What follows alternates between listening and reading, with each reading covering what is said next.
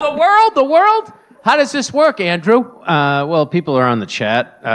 People are on the chat, everybody. So, they have are they sending in JPEGs for you to put onto the floppy disk to upload it and link everybody in so we can circle back? The first full statement was he's wearing white sneakers to make himself look less translucent. All right. Oh, bloodless Bill. It's always funny. It's always funny. Well, look at that. Look at you guys all turning on me. The first joke. Some hellos from Norway, Georgia, Florida. Norway. Those people are fucking animals.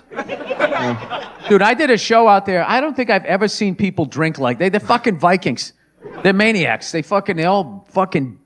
There was a guy, like when I was backstage, I did a show in Oslo, right, which is a really, really ritzy town. I don't know if I ever told you guys this, but like back in the day, Sweden conquered the lower third of Norway, right? And they just took the shit over. And they're like, fuck you, you know, we're more Viking than you are, right? We're fucking your women, we're eating your food, and all you guys are going up north. Something like that. I didn't read the story, but that's basically how all conquering of land happens. And then you write a story like, God wanted us.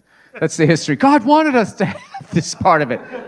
So long story short, in World War II, Sweden remained neutral, right? They didn't pick a fucking side. So that's how they became an economic power after World War II, because they were actually just the fact that they were still standing. So what they did was they basically looked the other way, because Norway was on the side of the Allies. So they looked the other way as the Nazis used their trains, you know, minding our own business. Fucking angry Hitler showing up. Und which one goes to the fucking Norway?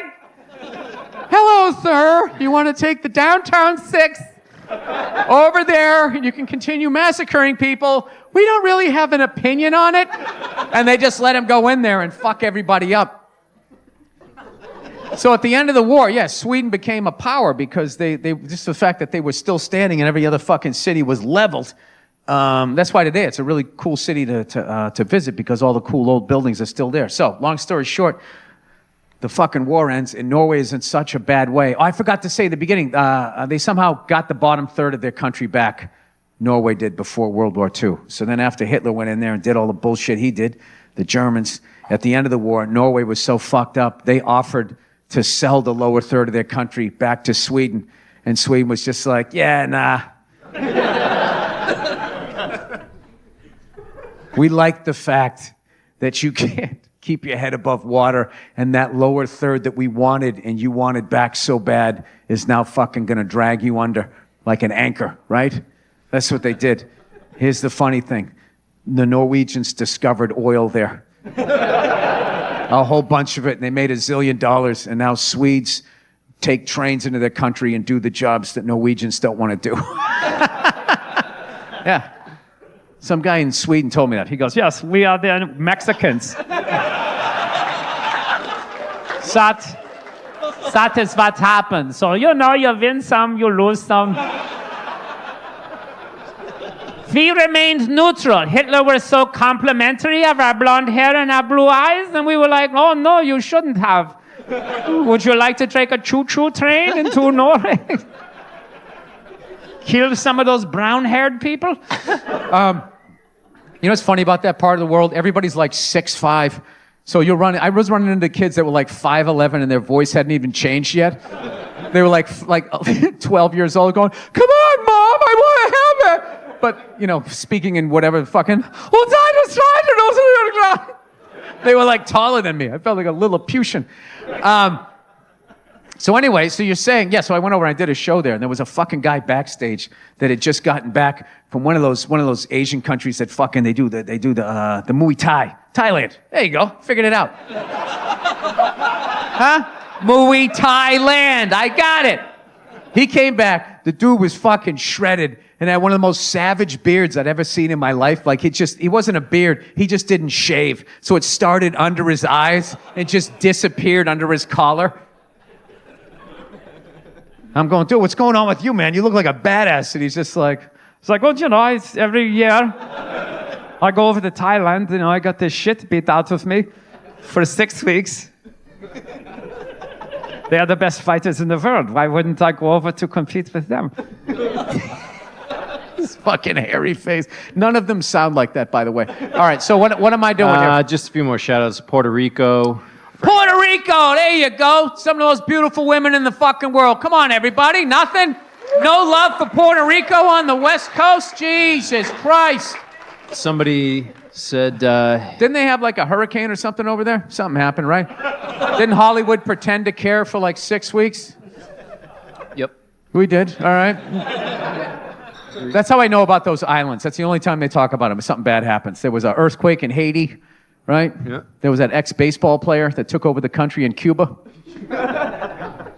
No? All right. Why am I looking at you like you're going to hand me the questions? Am I reading them? Well, the chat's going by quick, so I'm just going to hit you a few. We have emails that you'll read over there, but I just... I'll get into the emails then. Yeah, I just want to read a few more for the people online.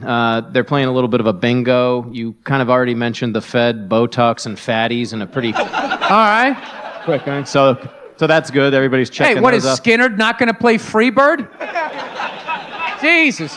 How about a deep cut? You know what I mean?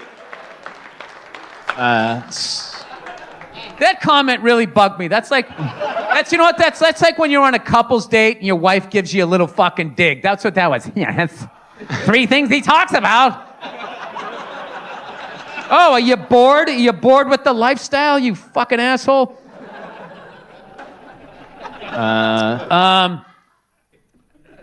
Do you guys want bread? Do you want bread? I'm not having bread. You can have it if you want the bread. These are the conversations you have on couples dates. You guys thinking dessert? Are we thinking dessert? What are we thinking? Are we thinking dessert? Do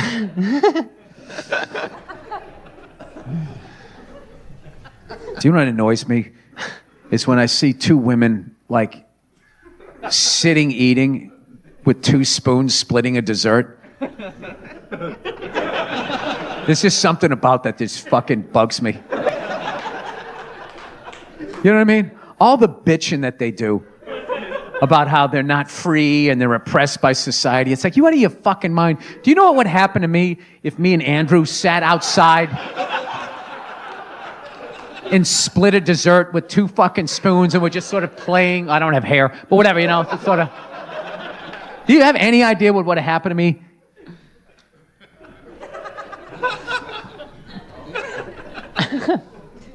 Andrew, I've always wanted to, you know, split a root beer float with you with 2 straws. I'll check with your assistant. All right, we'll do the... Long time. You get worked up about stuff, Yes. you get happy. When he was 4, he was like, things were better when I was 3. World shit now. The heydays of my 2s. Guilty as charged. Yeah. Oh, so here's the thing. Are you, now that you're playing Madison Square Garden, you got all these fans, you're extremely successful comedian, are you able to enjoy your success now? Are you able to just have some fun with the fact that you're a success? Yes, I enjoy it, but I still, you know, the bane of my existence is I let little things bother me. Downloading new operating systems will just, you know, I bring a lot of tension into the house, according to my wife. Yeah. Yeah. One thing I've noticed, we're always working on me, you know? Like, my wife is evidently some completed work, like under museum glass, and I'm like that building that has scaffolding around it for like 7 years. But, no, she's a saint for putting up with me, I know. But like, my latest thing that's driving me nuts is I spent 20 years in the back of the plane, getting treated like an animal. And I finally worked my way up to the front of the plane, Group 1, which means you get to board like it's your plane. Right? You get to board. Yes. You first, sit in a chair that's the size for a human being. There's a place for your bag. Yep. Right? You get a little hot towel and all that. And then the second I get that, all of a sudden now, there's like these 20 groups that are like pre-boarding now. Like half the plane qualifies and they're getting on. And I just sit there just like losing my shit. You know? It starts off like, it's just like anybody in uniform, anybody in the military. So it's like, all right. But after like the 20th guy, you just start being like, have you seen action? Are you on the front lines at least? Right? Then it's anybody with kids, anybody with disabilities, and then just anybody with a red shirt. hey, it's Tony Tuesday. Anybody named Anthony can get on. Dude, I sat one time, I saw this guy get on the plane. Okay, he wasn't in uniform. He didn't have kids. He had all his limbs. He wasn't limping. He didn't have a cough. He just walked on the plane. It's like, who the is that guy? Like, how did I get on before that guy? So, no, I always hated the anxiety of being in the back of the plane. I just remember, like, the worst is whenever you would get your seat and you'd sit there and they're about ready to close the door and you'd have that empty seat next to you. Like, the poor man's first class. You're like, oh shit, I'll bring the armrest up. I can actually be great. And then all of a sudden some fat bastard gets on the plane and you're like, no. Dude, you're literally, you're like Quint at the end of Jaws, like sliding down the phone. Right? One time, I swear to God, this is all true. This dude got on. He was so fat. He was sitting next to me. I was literally next to him and behind him. He like tried to make himself smaller, and he like folded his arm, and his lat came out like a, you know, those old Western saloon things. I'm just sitting behind this thing. So yeah, that motivates you to try to get to a certain place in life. So all these years, 20 years, you work your way up to the front, and now still they won't let you. Yeah, now that fat guy's considered disabled because he can't stop eating cookies. So he gets on. Look at him groaning. 90% of the world is starving to death. That guy. Eat salad and get on the treadmill like the rest of us. We're all working out. What is the problem? Well, okay, what could you do? Could you do anything then? Could you get on the plane? Is there anything you could do that would get I imagine there's something that I could be doing. There's always something that I could be doing. That's what I've learned being married. You know what? You should have done it this way. I'm sorry, like that literally. So I'm your wife right now. That was just playing in the loop. What am I doing now? You know, this is the thing. You know what kills me? It's just like if I could just fix my temper, my wife, she'd have nothing on me. Yeah. She'd have nothing on me. I work my ass off. I make a great living. I like doing the dishes. I'm a great dad. All she has on me is just, I don't know, like my overall vibe. That's it. Wait, all she has on you is my vibe. It's your overall personality and vibe. Yeah, but what kills me, I was this guy when she... The essence of who you are is the only thing. Yeah, but I was this guy when she met me. Yeah. She's acting like I changed. Yeah. I was always flipping out. Were you flipping out the day like when you met? Did you flip out? Did you really that? Yeah, I remember. She told me to go see that movie Monster. Mm-hmm. Remember that movie with Charlize Theron? Yeah. Remember that? Yeah. Yeah. And everybody was saying how, oh my God, it was unbelievable. Like they literally blamed guys that she was a serial killer. Yeah. You know what I mean? Like when you saw the Jeffrey Dahmer movie, it wasn't like, somebody shoved a tuna fish sandwich up my ass and I confused people with food. So they didn't make like a big excuse for him. You know? She was a psycho killing people and she should have died. But I'm like watching it feeling guilt. Do they ever take responsibility for their actions?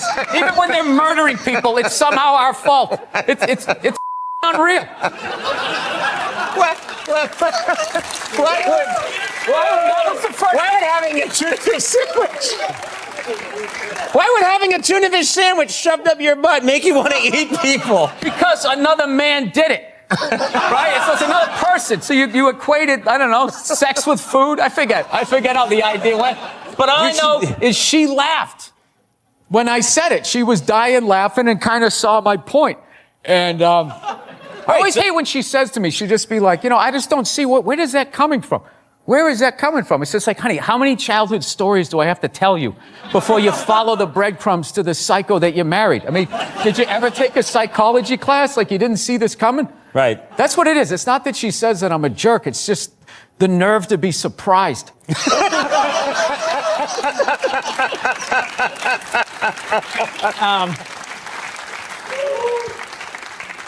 All right, I wish we had more time. Good God. All right. I feel like do I help you at all by getting this stuff out? Cathartic. It's cathartic, right? Cathartic, because I'm going to go home. She's not going to watch this. She's over me. I love it when a guest says, she's not going to watch this. No, she's not going to watch it. Yeah. Yeah. You can see Bill on his latest nationwide tour, 50, and he's starting to mellow, I swear to God. I am. Jesus Christ, that was the most fucking... anticlimactic. Hey, welcome to this venue with 4 walls and a ceiling, so it has to pay property tax. Here's Bill, that's like the fucking interview, that's like the intro I used to get at college gigs. When they'd have some fucking student go up there. They say your fucking name first. You're supposed to say the name last. Hey, fucking, he done this, he done that, please welcome Billy Fuckhead, right? They wouldn't do that. They'd start it off. Billy Big Balls. They'd just go, hey, comedian, his name is tight, it's Bill Burr, spit on VH1. Here he is. They just walk on to nothing. I'm supposed to be ignoring you guys like you're not fucking here. This is supposed to be the podcast. It's supposed to be in my goddamn bedroom. You guys are supposed to be the fucking chatter in my goddamn head. We'll see how long this works. How long you guys can stare at somebody laying on a leather couch, talking to themselves. I think this was from the Porno Hall of Fame, by the way. This is the original one. You know, back when you could take your dick out, shake it in a woman's face, and there was no ramifications. You know, you didn't have to go on an apology tour for taking it out. You know, ladies, not for nothing, technically it is out. You know, it hangs off your body. So to just go that extra centimeter through your zipper, I really don't understand what the big deal is. Oh, they're sensitive here in Phoenix. Oh, somebody get him some water. I think they were in the sun too long. Is he advocating rape? Do I need to blog about this? Can I sit down in the middle of it and make it about myself? I literally saw 2 women on Twitter fucking talking about a topic they were sick of being asked about to each other on Twitter. It's like, hey, stupid, you guys ever consider exchanging cell phone numbers? Why don't you start with the DM? No? You guys all fucking millennials, so you discuss everything out in public? Just all has to be done. How great is that bomber in the van? I fucking love that guy. Jesus Christ. Talk about a guy just on a mission, you know? What do they call that shit when you get your vision board? You just put everything that you want to happen. He had that all over his van. He's just like, Trump's the shit, fuck CNN. Everything that he visualized, it all came true. Until those meddling cops had to come in and ruin it. It's like a fucking Scooby-Doo episode of just like Shaggy snapped and fucking killed everybody else and forgot where he put his dog. You know, there was something very Hanna-Barbera about it.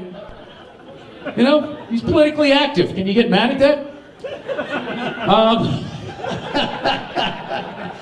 How could you say that in a post 9/11? I think in today's climate. Somebody fucking asked me that one more fucking time. What's it like to do that in today's climate? What, where one fat off tries to walk around telling you what to talk about?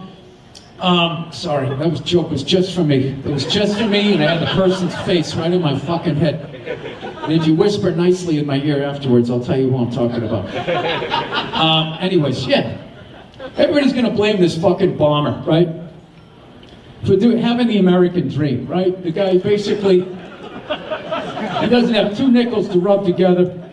No one knows his fucking name. All he has is just a white van, right? Couldn't even afford something with color. Barely, it's just primer with the basic white. I'll take that. The vinyl seats, nothing in back. Just hearing his belongings every time he takes a turn, go from one side of the van to the other. You know? No woman in his life, she walked out, right? Yeah, she was believing in him. Till she got in the van and saw there was no more seats. And she's just like, oh, he doesn't want kids. I'm out. I can't lock this guy down. The best I'm gonna get is fucking alimony, right? There's gonna be no child support. That's where the money's at, right? You ask for $6,000 a kid, and then you feed him popsicles and get yourself some shoes. That's how you do it. That's how it's done in Arizona. That's why there's all these fake tits out here. That's why there's all these fake tits out here. That is all money that was supposed to be spent on children's education.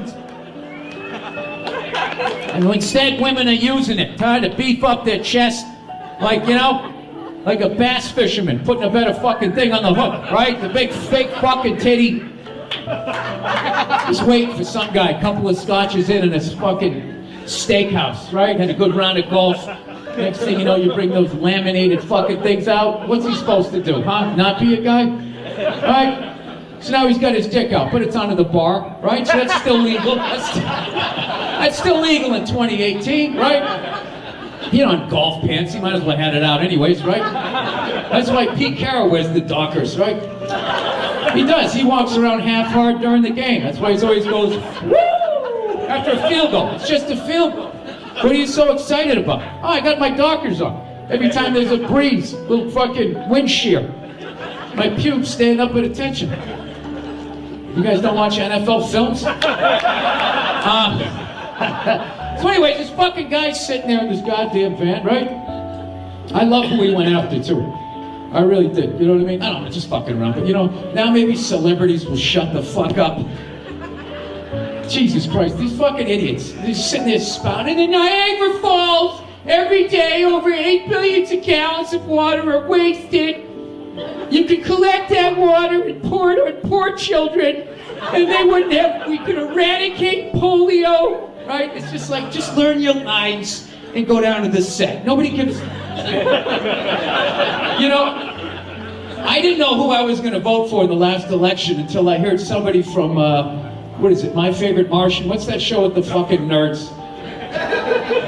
Yeah, you know, there's 3 guys, there's a hot blonde and nobody bangs her. Big Bang Theory, yeah, the Big Bang Theory.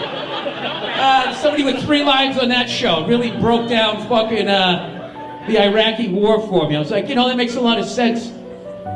Yeah, if anybody remotely famous is listening to this, all you're doing, you're not changing anybody's mind. All you're doing is you're kickstarting the dreams of a man with a 2-seater van in the middle of Florida. That's all you're doing. People are still going to vote who they're going to vote for. In what world does Robert De Niro actually get a bomb sent to his house?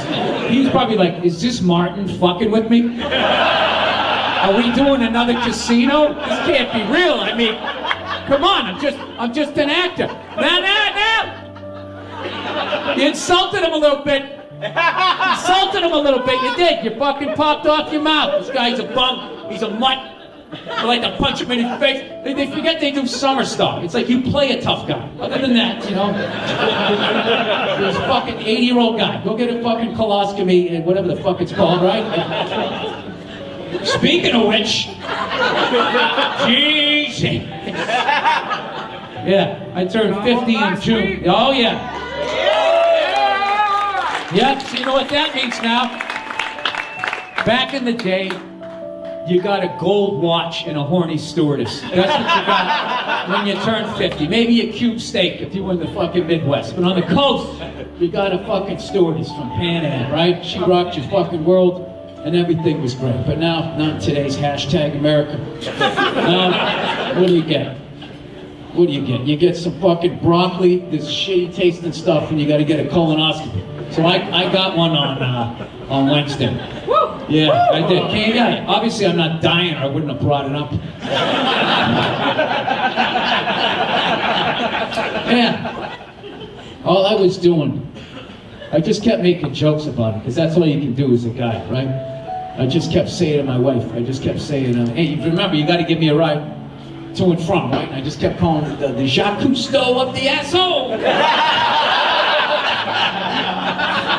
Literally, a fucking camera crew, like the shooting B-reel. Right up your ass, right? So, no, I just had to like joke my way through it. That's the only way to do it. It's just so fucking weird. Especially this Me Too thing, where it's all about, you know, not letting somebody knock you out while you don't have your fucking pants on. Like, I'm literally walking into this thing. I was just waiting for Bill Cosby to come in with like his struts on and shit. Yeah. So I just kept singing stupid songs about it. Remember Edie Brickell in the New Bohemians? Yeah, that's why I just kept singing. Colonoscopy is talk on a serial bus. Thomas Pritchard played drums for Mars Volta. One Mars Volta fan. So anyways, yeah, so it's actually, you know, if you're of that age and you're supposed to do it. The only reason why I did it was because I had a kid. You know, if I didn't have a kid, you know, I would have been happy to just fucking just keep going like Vince Lombardi. I didn't drop when I was 62. You know, my wife can figure it out. She's a big girl. You know, she got the kid. You got to do the right thing. So, you know, whatever. So, the hardest part, if there's any guy in here putting it off, like, I ain't doing that, ain't have no guy, you got my fucking ass, you know. One of those old school homophobic guys, right? Maybe you say doo-wop around a burning trash can. Came this close to being in Frankie Valley in the Four Seasons. You could have one of the Four Seasons, right? Ain't having no guy shove no fucking camera up my ass, right? I don't swing like that. It's just the stuff you have to drink and what it does to your fucking body. That's the only part. Other than that, you just go there, you know, and then they put this fucking thing on you. And they like, you know what freaked me out is they like 50 times they go, we just gotta ask you a couple more questions. They ask me everything. After a while, it's like, how many more fucking questions? Like, you know, like how little confidence do you have in your ability here? Like if you were getting on a plane with some guy, and he's the pilot, he'd be like, how much do you weigh? You're like, all right, fuck 85, all right, cool. You get air sickness? No, I don't, cool. It's up. Hey, how much did you say you weighed? You know? That's what they kept doing. I'm just like, do you guys like not want to fucking do this today? Because I don't need to be here. You can fucking take this thing out, I'm fine. So no, you literally just get there and they just put this shit on you. I'm not gonna tell you, they tell you to lay on your side. Which is really, that's the only bad part. You lay on your fucking side, trying to keep the drapes closed. Yeah, and then you just can't give in. You just take 2 deep breaths, and that's it. And then it feels like a second later, you just wake up, and the person's just like, all right, you good? You're not gonna die. See you in 5 years. And then, you know, and then I recommend not talking, because you're still under the influence, whatever the fuck they have there. They'll be like, I really like your watch. Yeah, that's really, that Rolex? Yeah, I had it buried in your fucking colon about a minute ago. Oh. So anyways, I'm going to game 4.